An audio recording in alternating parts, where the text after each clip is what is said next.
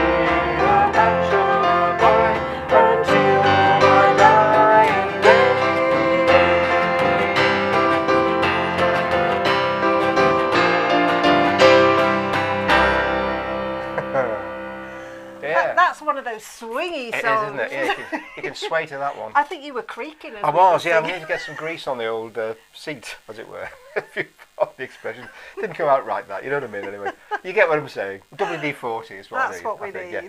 Anyway, got a little picture from the film Summer Holiday. Aw. Cliff and the boys. Aw, Loads of songs on that one. Loads of hits, lovely. including Summer Holiday and this one, which he Nice. also wrote. Very, There we very are. nice. Mhm. Where's the roadmap then? The roadmap is here. There we are, got the roadmap. Otherwise we're lost without the roadmap. We don't know where we're going. Yeah, I'm going over there. Oh, Though. are you? Yeah. Okay. And Maureen says Cliff's song, and he's stuck to being a Bachelor boy. He certainly did. has. He actually said, apparently, because after he wrote that song years later, he said he didn't expect it actually to be the case. Didn't he? No. But then again... Because he did write that, didn't Yeah, he, with he Bruce did, yeah, Welsh? yeah. Oh, now then, are you still seeing what chat's Sorry, going on? I've just noticed Sandy picking up on the budgie chat. Oh, yeah. Petra's nose band changed colour from blue to red. Oh. Yeah, it's reddish red brown, isn't it, sort of thing? Yeah. Ah, Excellent. That's there we the are. inside. That's the inside There track. we are. That was the inside track, wasn't it? Right, so Right. now, budgie talk aside, we just wanted to tell you... Leaving budgies to one side. We wanted to tell you about a little project that we did with our lovely friend Libby Pearson Creatives, and we worked with a few people actually who sing with us, Yeah. asking them what their reminiscences were of rationing in post-war time, because Libby had this feeling, and we all did, didn't we, that there were some comparisons to be drawn between what went on then and what's been going on over the course of the pandemic. So we had a little bit of a chat with one or two people who contributed some fabulous stories, and Libby had a little chat with some of the younger people to see what their point of view was. And we came up with something that's called... A pound of butter and an hour's exercise. We did it for Helmsley Arts Centre, and there's a picture of it here. Yeah, I've got a screen grab of what the screen looks like on the... So if you go on Helmsley Arts Centre's YouTube, in their videos section, you'll see that. A pound of butter and an hour's exercise. It only lasts about sort of... is it 25 minutes? A bit Something longer like than that, 35 I think. But anyway, longer if you than that. fancied having a look at it, we'll put a link underneath today's session, and then if you want to, you can look at it and listen to the Yeah, why stories, not? because some of the stories, although they weren't, they're made up stories, they have a kernel of truth in them, don't Yeah, they, from exactly. the people that contributed. So thank you to everybody that contributed. Mia sang a little song at the beginning, and also the Kirby Moorside, was it Kirby Moorside or Pickering group, contributed at the end with a recording that we'd used before, and then we played some twiddly music in between. That's right, yeah. So it's a whole mess of things Yeah. all amalgamated into Yeah. this little show. Anyway, yeah, you do watch it if you get a chance. So, another song today, is it? Back over here I now. think. Yeah. I'm looking Right. forward to this one, Oh, I yeah. have to say. Okay, so today's song, this is today's real song, is Big Big Spender, number Spender. 24 in your songbook. So, Okay. yeah, this one. So get yourself all ready and geared up for that. Okay. I'm a bit Now nervous. then, I think I'm a bit ready. Are you a bit- I think I'm ready. Can you stop squeaking on Yeah, that so I stool? can't. Look, can you hear it? I don't know if the microphone's You picking sure that it's not squeak your up. hips that are squeaking? Definitely not my hips. I need. Right. Let's not go there. Right. You Oh. ready? Oh, that's an interesting story, Jennifer. Love it. Her husband was destined to be a priest until Jennifer came along. Wow. And Maureen says, what an unexpected treat for him and you. Wow. Oh, yeah. Aw, Oh, yeah. That's lovely. that's lovely. Yeah. Thank you for sharing that, Jennifer. Oh, Right. Right, Anyway, here so we go. so we won't go there at the moment. But anyway, so we. Yep. I'm off. You're off. Okay.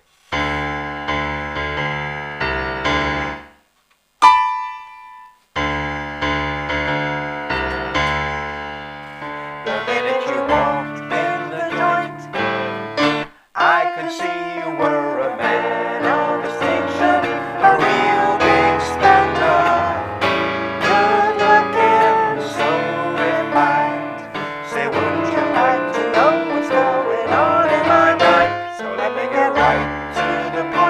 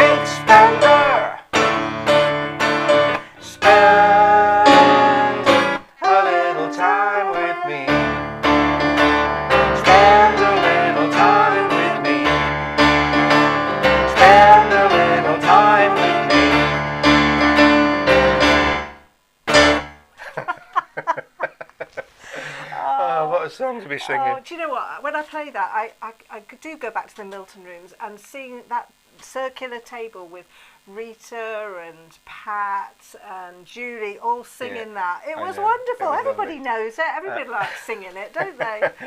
Anyway, you did very well, everyone. Maureen says, look, love that song. Yeah, it would have been great to. Did you actually? What video did you put up there? That was a bit from Casino Royale, the Bond film. Oh yeah. The roulette scene with Mads Mikkelsen. Oh. Evil personified, isn't he? Well, we didn't dare put up a picture of what happened in Sweet Charity because in case the copyright police got us, we didn't want to. Well, they might still with their old Casino Royale, but we don't have any sound on with those clips anyway, so it should be all right. It should be all right. Anyway, no. So normally you'd associate that one with this lady, wouldn't you? Who happens to just hang on? Are we on one? Yeah, we're on. Who happens just to be sitting next to Neil? Yeah, so normally we think of Big Spender with Shirley, don't we? Yeah, we do. But actually, the first person to have a hit with it was this lady, Peggy Lee.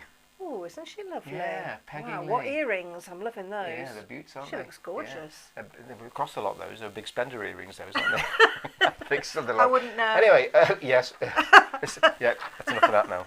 Now, so I've got some factoids about Peggy.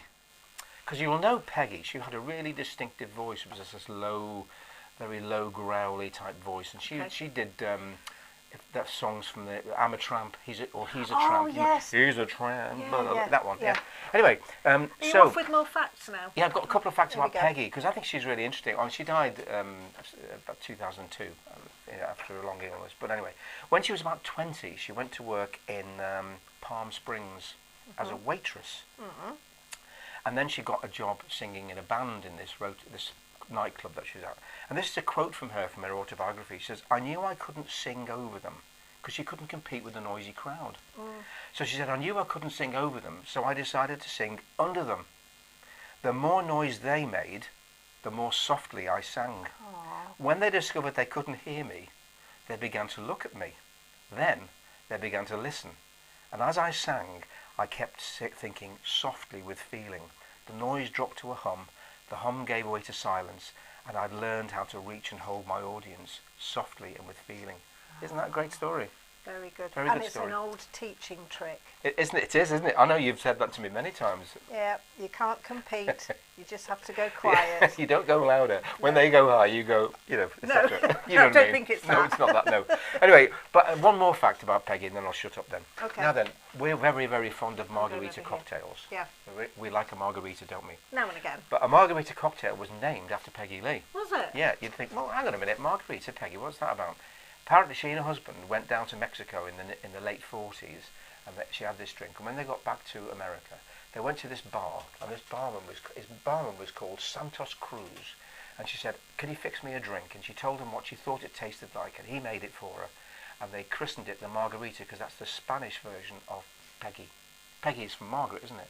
Yep. So margarita. Being my middle name, I think you'll have to make me one tonight. I'll have to make you one time. Yeah. So there we are. So you've got Peggy Lee to thank for your margarita cocktail next Do time. you know we what? have one You've of those. been really busy today. I have been. I've had a busy morning. What with budgies and Peggies? And squeaking on my chair and all the rest of it. Oh, Yeah. Oh. Might have preferred it sung by Peggy Lee, Iris says. I think Yeah. it might not be learned in this, but not a lover of this song, but it's easy to sing. Yeah, it's great to ham up, isn't it? Yeah. It just is. Jennifer likes margaritas. It's a lovely drink, isn't it? It is. But can I just tell you a short story? Because a margarita is very good as long as you don't make it too strong. A few years ago, when we were at work, my boss at the time came for dinner, and I mixed a couple of margaritas before dinner to get us all relaxed and in the mood for a convivial social evening. Unfortunately, I'd messed up because I made the margaritas a little bit too strong. So just before dinner was served, boss man decides he wants to visit the facilities. So I direct him off the veranda into the lounge and the cross. So it gave me a cheery wave and proceeded to walk directly through the mosquito screen, knocking it out of its railings. It flicked open, just avoided smashing the new television, and gouged a 7-inch strip in the coffee table before settling, bouncing up and down on the sofa. with my boss standing there scratching his head, wondering what on earth had gone on. So that's my tip to you: is mix your margarita, but never make it too strong. How to win friends and influence people. Exactly. Give them a very strong margarita. He never visited again, did he? I didn't get into trouble for it, but he didn't visit us again. Anyway, got something else to tell you briefly. Yes. Shall we go to camera one? Okay, yeah. Camera one, because we're having a little break. We are. We're going puffin spotting next week. We are. Hopefully, we're going puffin spotting. Hopefully. So we're not going to be back until the 25th of May. Tuesday, the 25th of May, for our usual sessions. Yeah. However, we are doing a Zoom sing-along on the 19th, which is Wednesday the 19th, and I'm going to be sending out invitations then. I'll send you the link this afternoon, and we're going to be using one of our books, but it's the one that we issued back in September, and it's got I think it's got I Do Like to Be Beside the Seaside in it, so dig it out, and if you want to join us, it would be lovely to see you there. We'll sing as many as we can in an hour. It certainly would, wouldn't it?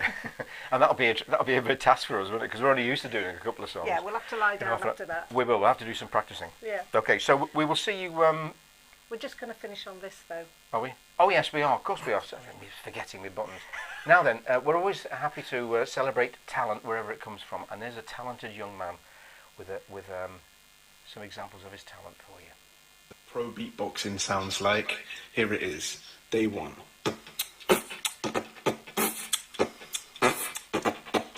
Week one. Month one.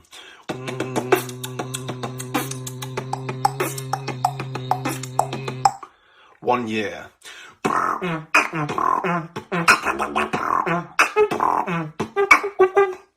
5 years.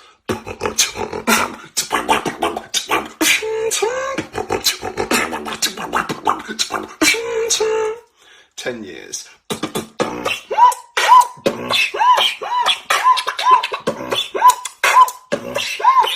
15 years. The